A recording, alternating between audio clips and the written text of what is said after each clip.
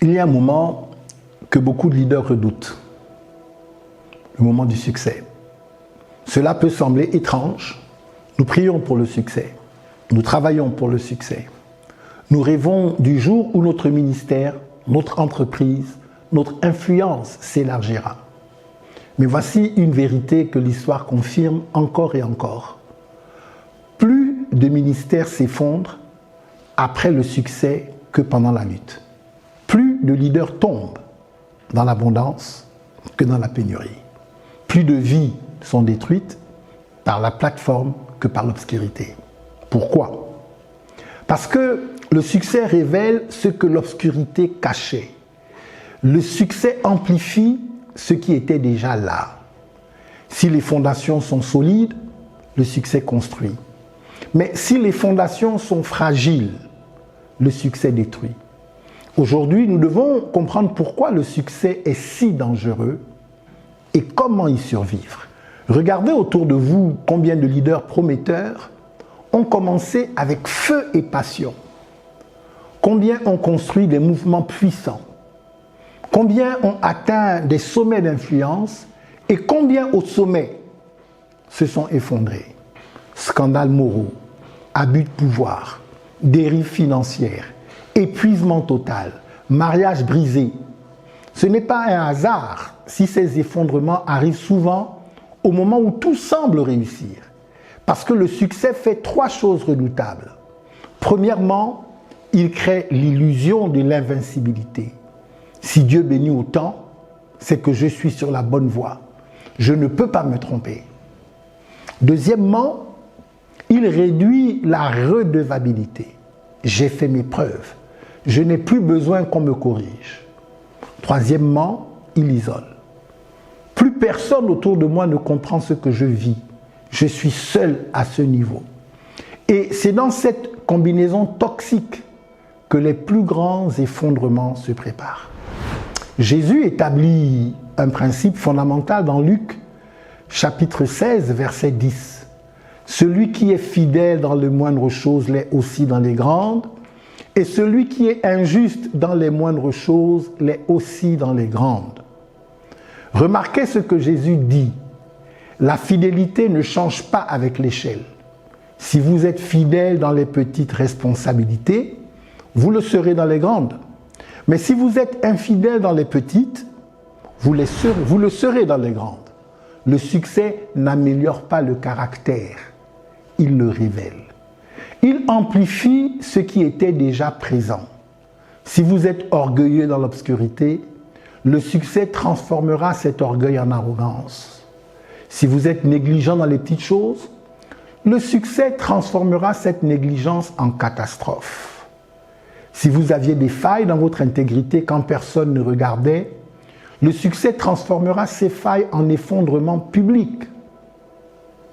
L'apôtre Paul donne un avertissement solennel dans 1 Corinthiens 4, verset 2. Du reste, ce qu'on demande des dispensateurs, c'est que chacun soit trouvé fidèle. Paul ne dit pas ce qu'on demande, c'est que chacun soit trouvé brillant, ou que chacun soit trouvé charismatique, ou même que chacun soit trouvé efficace. Non, que chacun soit trouvé fidèle. La fidélité est la mesure du succès dans le royaume. Pas la taille, pas la visibilité, pas l'impact médiatique. La fidélité. Et la fidélité est testée différemment dans le succès que dans la lutte. Les trois pièges du succès, j'en parle maintenant. Le premier piège est l'orgueil. Deutéronome 8, 17 et 18 nous avertit. Garde-toi de dire en ton cœur, ma force et la puissance de ma main m'ont acquis ces richesses.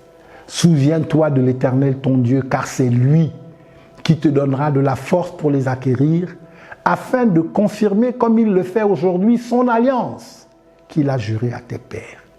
Le succès nous pousse à oublier la source, à croire que nous avons produit ce que Dieu nous a donné. Et dès que nous nous attribuons la gloire, nous perdons la grâce.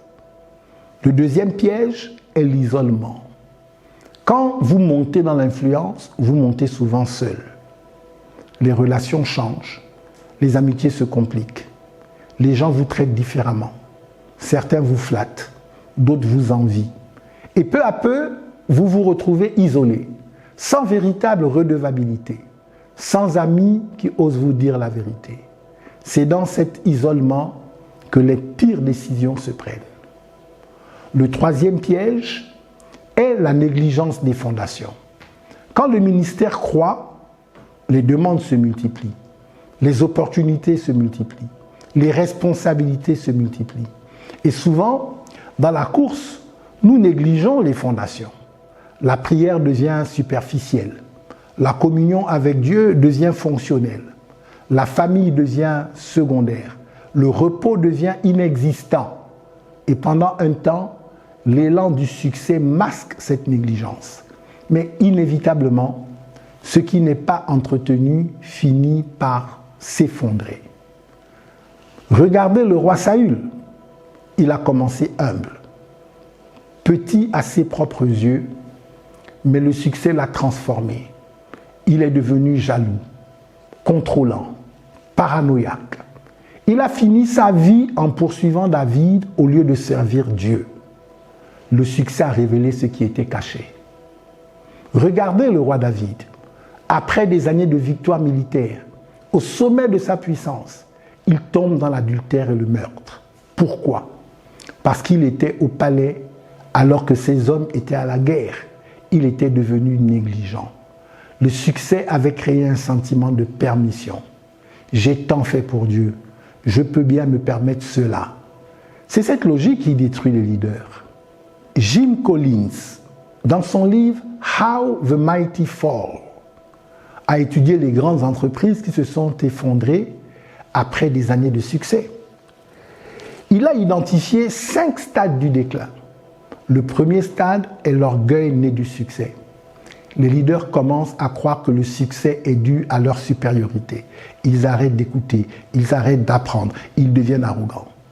Collins écrit « Le déclin peut être évité, le déclin peut être détecté, le déclin peut être inversé, mais seulement si les leaders restent vigilants. » La même vérité s'applique au leadership spirituel.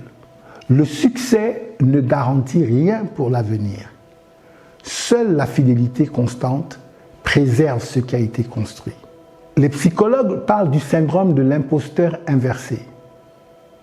C'est lorsque le succès vous convainc que vous êtes effectivement supérieur, que les règles normales ne s'appliquent plus à vous, que vous pouvez vous permettre ce que les autres ne peuvent pas.